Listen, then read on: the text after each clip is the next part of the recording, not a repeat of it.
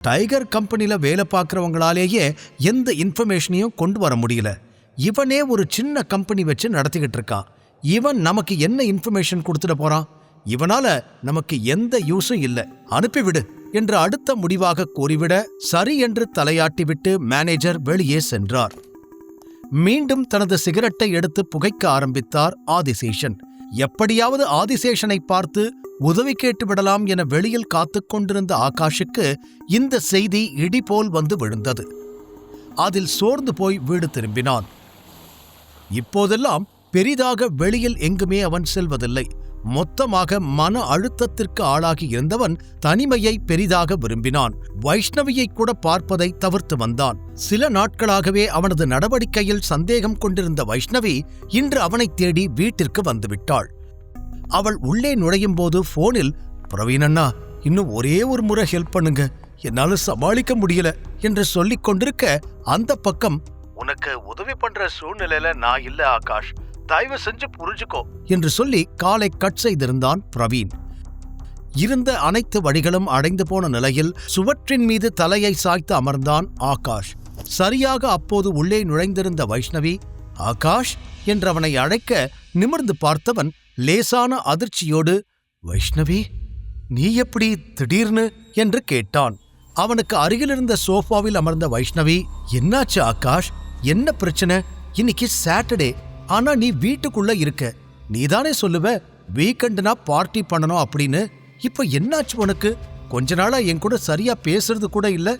என்ன பிரச்சனைன்னு சொல்லு என்று அவள் கேள்வி மேல் கேள்வி கேட்க தலையை பிடித்துக்கொண்டு தானும் எழுந்து அமர்ந்தவன், அதெல்லாம் ஒண்ணும் இல்ல, வேலையில கொஞ்சம் சின்ன பிரச்சனை, சரி பண்ண ட்ரை பண்ணிக்கிட்டு இருக்கேன், சீக்கிரம் சரியாயிடும், அப்புறம் நானும் நார்மல் ஆயிடுவேன் என்று சமாளிக்கும் விதமாக கூறினான்.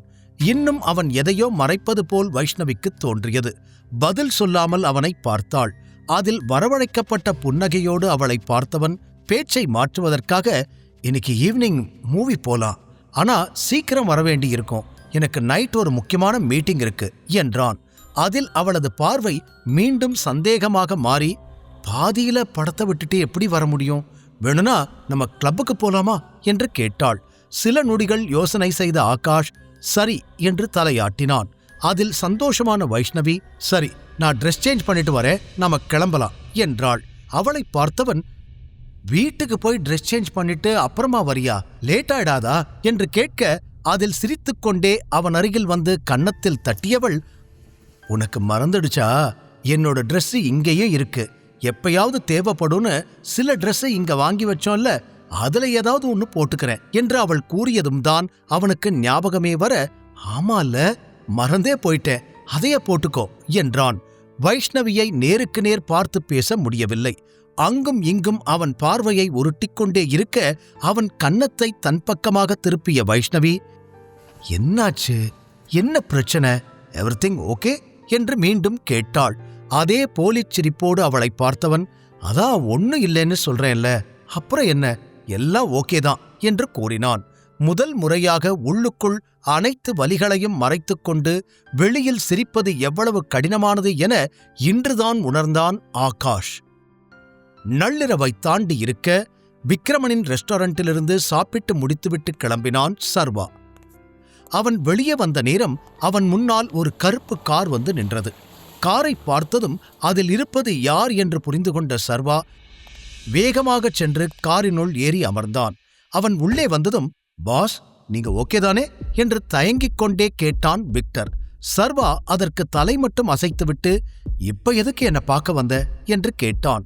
காரை அங்கிருந்து கிளப்பிய விக்டர் சிறிது தூரம் வந்து மெயின் ரோட்டில் ஒரு ஓரமாக நிறுத்தியவன் மீண்டும் சர்வாவிடம் திரும்பி, நான் நடந்ததுக்கு மன்னிப்பு கேட்கத்தான் வந்தேன், சத்தியமா உங்களை அடிக்கத்தான் கூப்பிட்டாங்கன்னு எனக்கு தெரியாது, அந்த தீரஜ் அவன் தங்கச்சி ஹஸ்பண்டை அடிக்கணும்னு மட்டும்தான் சொன்னான், நீங்க தான் அதுன்னு எனக்கு தெரியவே தெரியாது, மன்னிச்சிடுங்க பாஸ் என்று எங்கே சர்வா மீண்டும் தன்னை தவறாக நினைத்து விடுவானோ என்று பயத்தில் கூறினான் விக்டர். அதற்கும் சர்வா சரி என்று தலையை மட்டும் ஆட்டிவிட்டு, பரவாயில்ல விடு, வேற ஏதாவது சொல்லணுமா என்று கேட்டான். ஏற்கனவே சோர்வாக இருந்த சர்வாவிற்கு வெகுநேரம் அவனோடு பேசுவதில் விருப்பமில்லை. அது விக்டருக்கு புரிந்தாலும் ஏதோ ஒன்றை சர்வாவிடம் சொல்வதற்கு தவித்துக் கொண்டிருந்தவன், பாஸ், நான் உங்ககிட்ட ஒரே ஒரு விஷயம் மட்டும் கேட்கவா என்று கேட்டான். சர்வா என்னவென்பது போல் அவனை பார்க்க, நீங்க நிஜமாவே அந்த வேதிகாவோட ஹஸ்பண்டா என்று கேட்டான். அதற்கு நிமிர்ந்து பார்த்த சர்வா, என்ன பிரச்சனை உனக்கு? தெளிவா பேசு, எதுக்கு என்னமோ கேட்டுக்கிட்டு இருக்க என்றான். அதற்கு தலையாட்டி விட்டு மீண்டும் தயக்கத்துடனே, நான் உங்களுக்கு அறிவுரை சொல்ற அளவுக்கு பெரிய ஆள் கிடையாது, ஆனாலும் இதை என்னால சொல்லாம இருக்க முடியல. உங்களுக்கு அந்த தீரஜ் பத்தி முழுசா தெரியாதுன்னு நினைக்கிறேன். அவனை நம்பாதீங்க என்று மெதுவாகச் சொல்ல, நான் எங்கடா அவனை நம்புனேன் என்று எரிச்சல் அடைந்த சர்வா, என்ன சொல்லணுமோ அதை நேரடியா சொல்லு, எதுக்கு சுத்தி வளைச்சு என்னென்னமோ பேசிக்கிட்டு இருக்க என்று இப்போது கத்தி இருந்தான். அதில் பயந்து போன விக்டர், அது உங்களுக்கும் வேதிகாவுக்கும் கல்யாணம் ஆனதுக்கு காரணமே இந்த தீரஜ் தான் என்றதும் இப்போது சர்வா முகம் மாறியது. அதைக் கண்டு பயந்தாலும், அது ஒரு நாள் நீங்க ரோட்ல குடிச்சிட்டு விழுந்து கிடந்தீங்க, அங்கிருந்து உங்களை தூக்கிட்டு வந்து வேதிகா இருந்த ஹோட்டல் ரூம் பெட்ல படுக்க வச்சதே அவன்தான் என்று விக்டர் சொல்லி முடித்ததும் சர்வா மொத்தமாக அதிர்ந்து போனான். வாட் என்று கேட்டவனால் தன் காதுகளையே நம்ப முடியவில்லை. நீ சொல்றது உண்மையா என்று மீண்டும் கேட்டான். சத்தியமா நான் சொல்றதெல்லாம் உண்மை பாஸ், எனக்கு அவனை நல்லா தெரியும். உங்க முன்னாடி நான் ஒரு சாதாரண ஆளா இருந்தாலும் என்கிட்ட பொய் சொல்ல யாருக்கும் தைரியம் இருக்காது. அதான் சொல்றேன், அவன் என்கிட்ட சொன்னது பொய்யா இருக்க வாய்ப்பே இல்ல. அது மட்டும் இல்ல, அவனுக்கும் எனக்கும் ஒரு அக்ரிமெண்ட் இருந்துச்சு. அவன் கேட்கிறப்போ நான் ஹெல்ப் பண்ணா அவன் எனக்கு 1 கோடி தரேன்னு சொல்லி இருந்தான் என்று விக்டர் சொல்லி முடிக்க அவனை ஓங்கி அறைந்தான் சர்வா. விக்டர் அதிர்ந்து சர்வாவை பார்க்க, எவ்வளோ திமிருடா உனக்கு, டைகரோட ஆளா இருந்துகிட்டு வெளியில இந்த வேலையை பார்த்துக்கிட்டு இருக்கியா என்று மீண்டும் அவனை அடிக்க, சாரி பாஸ், சாரி, அந்த கம்பெனி அவன் கைக்கு வந்ததும் எனக்கு தேவையான எல்லாத்தையும் செய்யறேன்னு சொன்னான். பணத்துக்கு ஆசைப்பட்டு நான் தெரியாம அப்படி பண்ணிட்டேன், இனிமே பண்ண மாட்டேன் என்று கெஞ்சினான் விக்டர். சர்வா அவனை கோபத்தில் முறைத்தான். இப்போது கொஞ்சம் கொஞ்சமாக அவனது கோபம் விக்டர் பக்கம் இருந்து தீரஜ் பக்கம் திரும்பி இருந்தது. அவன் செய்ததை சர்வாவால் ஏற்றுக்கொள்ள முடியவில்லை. இருந்தும், நிஜமாவே அவன்தான் இதை உன்கிட்ட சொன்னானா? அப்போ எனக்கோ வேதிகாவுக்கோ நடந்தது எல்லாமே அவனோட பிளான் தான், கரெக்டா என்றதும் ஆமாம் என்பது போல தலையாட்டினான் விக்டர். அப்படின்னா அவன் என்ன பிளான் பண்ணான்னு உன்கிட்ட சொல்லி இருப்பான்ல என்ற அடுத்த கேள்வியை சர்வா கேட்க, சொன்னான் பாஸ், அவன் இப்படியெல்லாம் பண்ணுனா அவனோட தாத்தா அதியமான் வேதிகாவை வெறுத்துடுவாரு, அவளுக்கு கம்பெனியை கொடுக்கறதுக்கு பதிலா அவனுக்கு கொடுப்பார்னு சொன்னான் என்று தெளிவாக அனைத்தையும் விக்டர் கூற, இப்போது இன்னும் அதிகமாகவே அதிர்ச்சி அடைந்தான் சர்வா. அன்றைய நாள் என்ன நடந்தது என்பது மீண்டும் அவன் கண் முன்னால் படமாக ஓடியது. வைஷ்ணவியோடு சண்டையிட்டு அதிகமாக குடித்துவிட்டு ரோடு ஓரத்தில் விழுந்து கிடந்தது வரை மட்டும்தான் அவனுக்கு ஞாபகம் இருந்தது. அதற்கு மேல் நடந்தது இப்போது வரை அவனுக்கு சரியாக தெரியவில்லை. அதனால்தான் இன்று வரை தவறு செய்து விட்டதாக நினைத்து வேதிகா வீட்டில் அனைத்து அவமானங்களையும் தாங்கிக் கொண்டு இருக்கிறான். ஆனால் இப்போது அனைத்திற்கும் பின்னால் தீரஜ் தான் இருக்கிறான் என்று தெரிந்துவிட்டது. அவனை சும்மா விடக்கூடாது, அவனோட தங்கச்சின்னு கூட பார்க்காம இப்படி ஒரு கேவலத்தை பண்ண துணிஞ்சிருக்கான் என்று பற்களை கடித்து உள்ளுக்குள் கொதித்துப் போன சர்வா காரை விட்டு இறங்கி, நீ கிளம்பு என்று விக்டரிடம் கூறினான். தப்பித்தோம் பிழைத்தோம் என்று அங்கிருந்து சென்று விட்டான் விக்டர். மீண்டும் விக்ரமன் ஹோட்டல் வரை நடந்து வந்த சர்வா தனது காரை எடுத்துக்கொண்டு வேதிகாவின் வீட்டிற்கு கிளம்பினான். இன்று நடந்த பிரச்சனைக்கு பிறகு மீண்டும் வேதிகா வீட்டிற்கு செல்லவே கூடாது என சர்வா நினைத்திருந்தான். ஆனால் தீரஜ் பற்றிய உண்மை தெரிந்ததும் அவனால் பொறுமையாக இருக்க முடியவில்லை. ஏதோ ஒரு ஓரத்தில் தீரஜால் வேதிகாவிற்கு தொடர்ந்து ஆபத்துக்கள் காத்து கொண்டிருப்பது அவனை உறுத்தியது. எனவே அனைத்தையும் மறந்து மீண்டும் வீடு வந்து சேர்ந்தான். இரவு வெகுநேரம் ஆகி இருந்ததால் அனைவரும் உறங்கச் சென்று இருந்தனர்.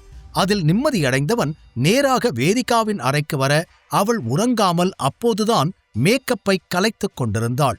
சர்வாவை பார்த்ததும், ஓ வந்துட்டியா, இனிமே இந்த பக்கமே வரமாட்டேன்னு நினைச்சேன் என்று அவள் கேட்க, என்ன பத்தி நீ எதுக்கு யோசிக்கிற, உனக்குதான் என் மேல எந்த அக்கறையும் இல்லையே என்று பதிலுக்கு கேட்டான் சர்வா. அதில் அவனை திரும்பி பார்த்து, நான் உன்னை நினைச்சு கவலைப்படலையா, வந்த ரவுடி உன்னை அடிச்சிடுவானோன்னு நான் எவ்வளவு பயந்து போயிருந்தேன் தெரியுமா என்று அவளும் பதிலுக்கு கோபமாக கேட்க, பெருமூச்சோடு அவளை பார்த்த சர்வா எதுவும் பேசாமல் கட்டிலில் சென்று அமர, மீண்டும் கண்ணாடி பக்கம் திரும்பிய வேதிகா, எதுக்கு இன்னைக்கு பார்ட்டியில தேவையில்லாம அவ்வளோ பிரச்சனை பண்ண, உன்னால எல்லாரும் எப்படி பேசினாங்க தெரியுமா என்று அவனை குறை சொல்வது போல கேட்க, அதை கேட்டு சர்வாவிற்கு சிரிப்புதான் வந்தது. சண்டை போட்டதுல என்ன நினைச்சு கவலைப்பட்டியா இல்ல உன்னை நினைச்சு கவலைப்பட்டியா என்று அவள் கேள்விக்கு பதில் சொல்லாமல் திருப்பி கேட்டான். அஃப்கோர்ஸ் என்ன பத்தி தான் கவலைப்பட்டேன். நீ பண்ற வேலையால கம்பெனில ஏன் நிலைமை என்ன ஆகும்னு எனக்கு எவ்வளவு பயமா இருந்துச்சு தெரியுமா? தாத்தா என் மேல கோவப்பட்டார்னா கண்டிப்பா கம்பெனிய தீரஜ் கிட்ட கொடுத்துடுவாரு. அதுவும் இன்னைக்கு நீ அவர்கிட்ட பேசின பேச்சுக்கு அவர் இன்னும் இந்த முடிவை எடுக்காம இருக்கிறதே பெரிய விஷயம் என்று இப்போது எரிச்சலோடு சொன்னவளுக்கு தீரஜ் எங்கே அந்த கம்பெனியை தனக்கு சொந்தமாக்கிக் கொள்வானோ என்ற எண்ணமே ஆத்திரமூட்டியது. சர்வாவிற்கு இப்போதும் அவர்களை பார்த்து சிரிப்புதான் வந்தது.